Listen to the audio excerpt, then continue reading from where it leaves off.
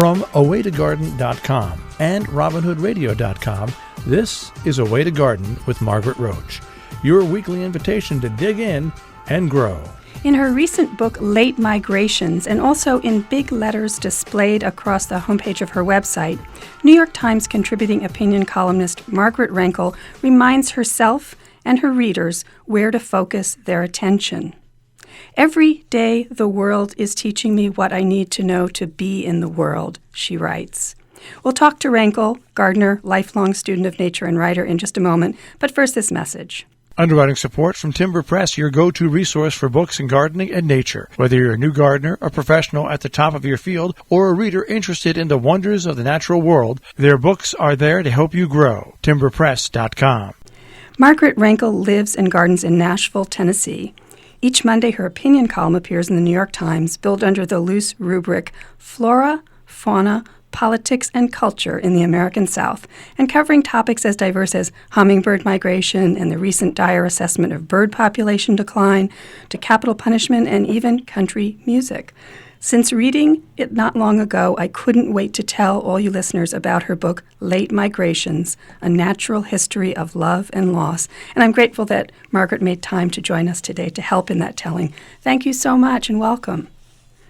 Thank you, and thank you for that kind introduction. Oh, well, I love the book very much. I suppose doesn't sound very subjective or whatever to say that, but boy, it's a wonderful book, and we'll talk about it. But before we get to the book proper, since we're among an audience of gardeners, I wanted everyone to meet Margaret Renkl, the gardener, kind of in her natural habitat. And your Monday columns in the Times, I wanted to read just a tiny snippet from one around this time last year, where you said, I've never been a very orderly gardener. In spring, I prefer planting to weeding. I like to watch birds pulling seeds from dried flowers, so I let the flowers fall to ruin in summer instead of deadheading them to force the plants to produce new blooms. So what's the view out the window right there, and what kind of gardener are you? I actually think gardener might be a little bit of a stretch. Okay. My garden consists of two kinds of weeds, the kind I cultivate and the kind I pull out. I plant really more for the sake of wildlife than for the sake of the human eye. Mm-hmm. So much of what a person plants when trying to cultivate bees and butterflies and other pollinators are what other gardeners might call weeds. I mean, there are so many of these weeds. These flowers actually have weed in their name. I'm looking at a pokeweed plant right now that is bearing very deep purple berries that the mockingbirds love so much that they fight with each other continually to hoard the pokeweed berries for themselves. I'm also looking at the remnants of all the milkweed that I planted a few years ago, and that generally, not 100% of the time, but generally drops seeds and returns in the spring. Mm-hmm. So some of those flowers that I've planted are actual weeds. But I also have we haven't had a hard freeze yet. We've had a couple of light frosts. So I still have blooming zinnias. I still have blooming cleome. I have daisies that are in their third round of blooming. I have some Gaillardia that's blooming for the second time. So I think we're going to get a freeze tonight. But but I actually let the garden go completely. Yeah. Once it's bloomed out, I know that there are pollinators who leave chrysalises and cocoons on the dried stems, and there are bumblebees that bury in the soil that I don't want to risk dislodging by doing a lot of weeding at this stage or a lot of cutting back. So my garden stays a skeleton. Yeah. prior life all through the winter. I'm inferring from your description, which, by the way, I believe in, especially a little bit of a messier approach to fall cleanup, to invite and accommodate those creatures, those such important creatures as you're speaking about, or spiders, for instance, all these overwintering beneficials, right? I think you're absolutely right about that. I mean, two Margarets think alike, north and south. But I infer maybe from your description that it doesn't look like the other yards on the block exactly, maybe? Does it look like everyone else's front yard or backyard? It doesn't look anything like anybody else's yard. My neighborhood, like much of Nashville, is undergoing a really rapid and almost shocking to me kind of gentrification. Mm-hmm. This neighborhood was initially a very working class neighborhood. It was built between 1945 and 1950. All the houses were built between 1945 and 1950 for soldiers returning to the U.S. after World War II and buying their first homes on the GI Bill. So they all had 2 bedrooms or maybe 3 bedrooms, very small little ranch houses that are now being scraped from the lot, and large grand homes are going up in their places. And one of the things that happens when an area becomes more affluent is that often the people in those houses are working very demanding professional jobs, and they don't do their own yard work. I mean, there's almost no one here left who does their own yard work, and they hire lawn services. And even without, I think, knowing what the lawn services are necessarily doing, there's a lot of spraying for a lot of herbicides, a lot of insecticides that are designed to create an emerald lawn, whereas my lawn is made up almost exclusively of clover and wildflowers that we mow down after they bloom. But to look sort of like a yard. Yeah. But it's very different. Yeah. So the book, it's called Late Migrations, as I said earlier, A Natural History of Love and Loss. And I wonder if you would introduce listeners to it who might not have read it, sort of the what's the book about jacket flap version of the intention of the book. It's still so hard for me to do that. I haven't quite found the perfect elevator pitch for this book.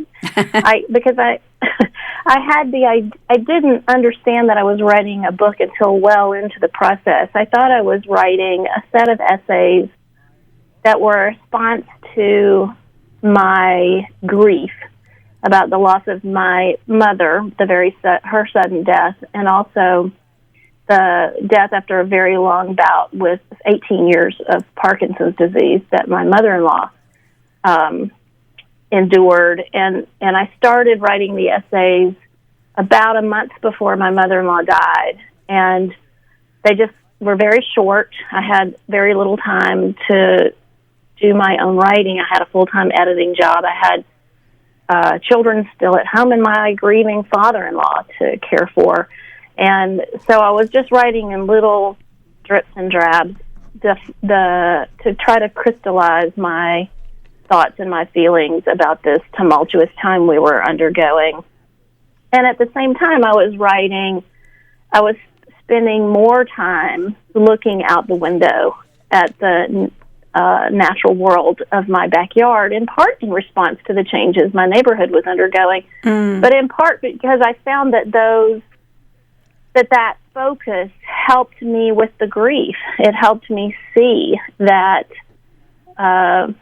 life and death are just, that cycle is very natural and nothing to fight or to fear. My mother was 80 when she died. My mother-in-law was 81. These were not tragic or untimely deaths. It was part of the natural order of things, and it helped me. It was a great comfort to me. Yeah. And so after I had done a little pile of both kinds of essays, I started to see that really they were connected in fundamental ways. The creatures in my backyard felt like family, and what was happening to the natural world, both in my own neighborhood and and to the planet in the form of climate change was a source of great grief to me. Yeah. So I began experimenting with ways to combine them, and what ultimately resulted was late migration. Yeah. Well, it's a little eerie for me, really, the book. We're both Margarets, actually both M.R., Renkl and Roach. We're both blessed with learning from some strong, important women in our lives. In my case, my grandmother handed down to me a lot of her wisdoms and her gardening passion and so forth. We both garden, albeit a little messily here and there. I started my career at the New York Times. You're working there now at this part of your life. I could go on citing moments in the book where I squealed or nearly cried at sort of intense recognition, even though I don't know you.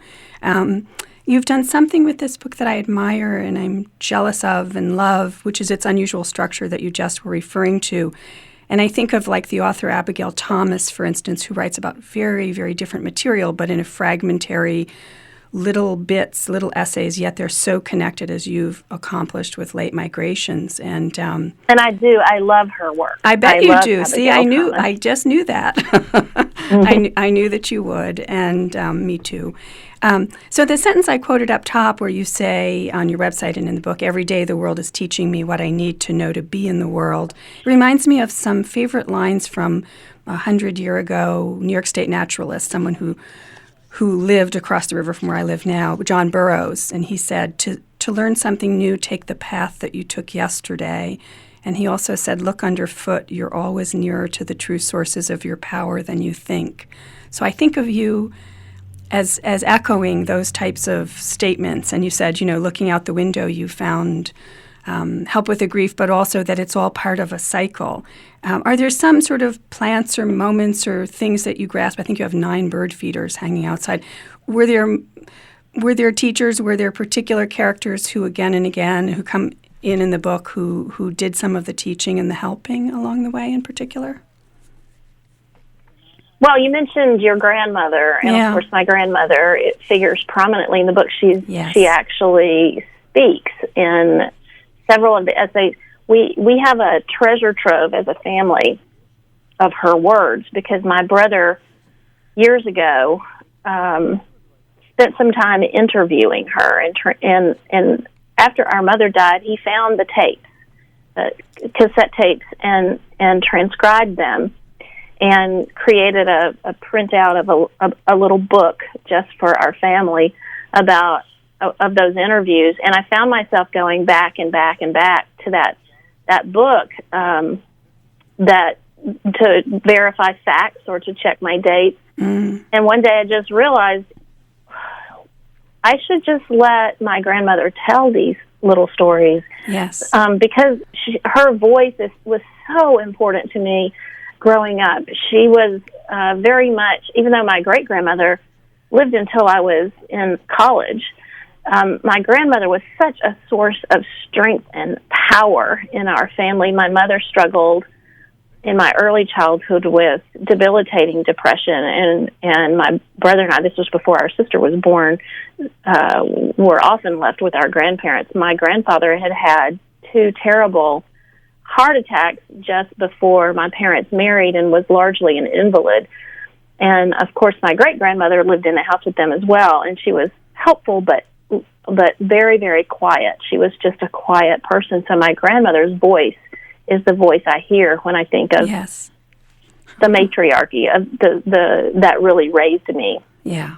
And I was so grateful to have had access to those interviews, because it allowed me to start the book in her voice with the birth of my mother. Yes. And to end the book when we were burying our parents' ashes, my brother and sister and I. I think you say in the book, and so the book, it's obviously quite poignant, and there's sadness, but there's also acceptance, and you see beauty and joy and the life force happening too. It's not just dark at all. And no, my mother was very, very funny. My mother was hilarious. Yeah. And so candid, and I tried to convey some humor through the story too, because I don't think even a book that's so focused on natural cycles, which include death, can leave out joy, because those things are companions. Yeah. Those feelings are companion feelings. There's one little essay in it, in praise of the unlovely world, that I especially remember and love. And I won't ask you to read it because you probably don't even have the book in front of you. I don't want to spring it on you, but I just wanted to read like 2 sentences of it, and where you say, teetering between despair and terror, alarmed by the perils that threaten the planet, defeated in imagining any real way to help, I'm tempted to turn away, to focus on what is lovely in a broken world, moonlight on still water, the full body embrace of bumblebees and the milkweed flowers, the first dance of the newlyweds whose eyes never leave each other in all their turnings on the gleaming floor. So even with all the heaviness, you see past it and you see these glimmers, these hopeful glimmers. And I think that was again and again in the book what really spoke to me, because I find such solace. People ask me, what am I doing? Because I live alone in a rural place, a town of 300, and, they say, what are you doing? I said, I'm looking out the window. Do you know what I mean? Mm-hmm. That's that's where I get informed all day long, is by looking out the window. And I felt like you also find great inspiration and solace in that. There's a line in,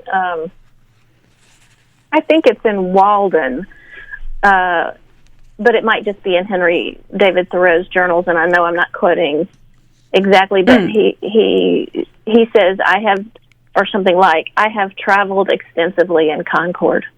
And I've always loved that line, because it's exactly what I think is true. I mean, I'm not in any way knocking grand traveling as a way of understanding the world, but I think there's an equal way of understanding the world by knowing very well your own little place in the world. Do you have a daily practice, so to speak? Do you have something that you do every day? Are you a walker, a hiker?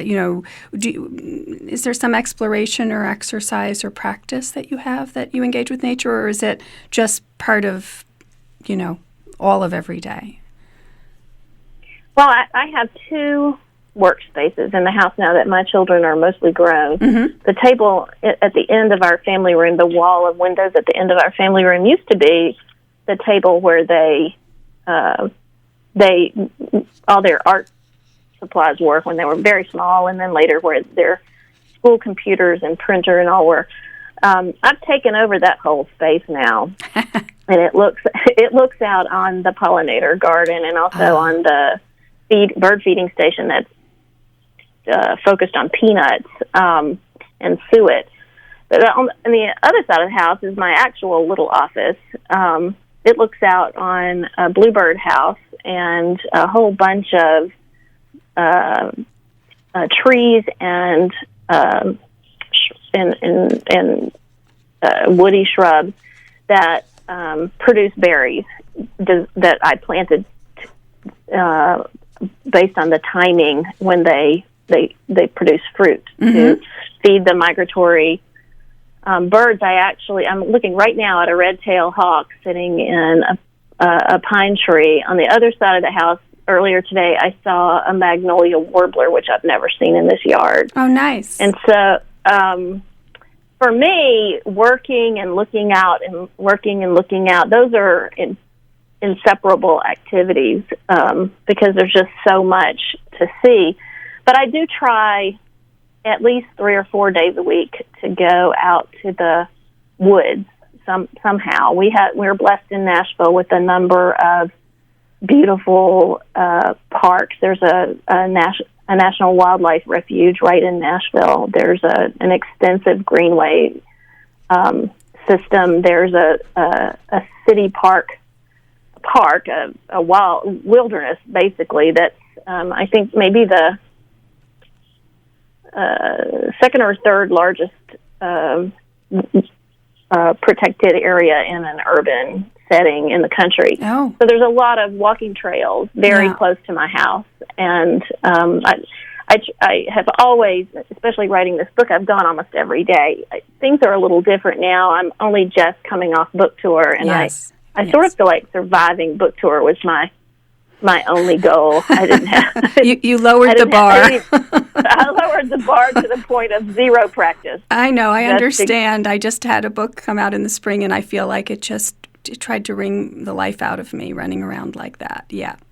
It's very heartening to talk with people who have read a book that, you're writing this book entirely in solitude. Yes. And then suddenly there are people who have read it and who have their own stories to share about a grandmother or a mother or a yard, a garden, and it's very gratifying. It's heart lifting, really. But the travel is very difficult for me because I am one of those that just wants to stay in Concord. Yeah, me too. And pace over the same pathways and the same terrain all the time, over and again, and always see something new. Yes, absolutely. One of the other voices, and I put that maybe in quotes, voices, in your book is your brother's, because he created these, I think they're collages, I'm not entirely sure. He's an artist. That's correct, yeah. Collages. To open kind of every section or thereabouts. And that must have been very intimate, too, the fact that he would be there expressing it along with you, interpreting, reacting, responding, and interpreting from what you wrote. Have you worked together before like that? They're wonderful. His work is wonderful. My brother is only a year younger than I am, and so I don't have any memory of life before him. Yeah. And we were possibly the last generation of children to be raised. We were essentially feral. We were, as long as we were together, we could go anywhere we wanted to go. Right. We left when we were dressed in the morning, and we came home when we were hungry. Yeah. And we spent almost our entire childhood outdoors.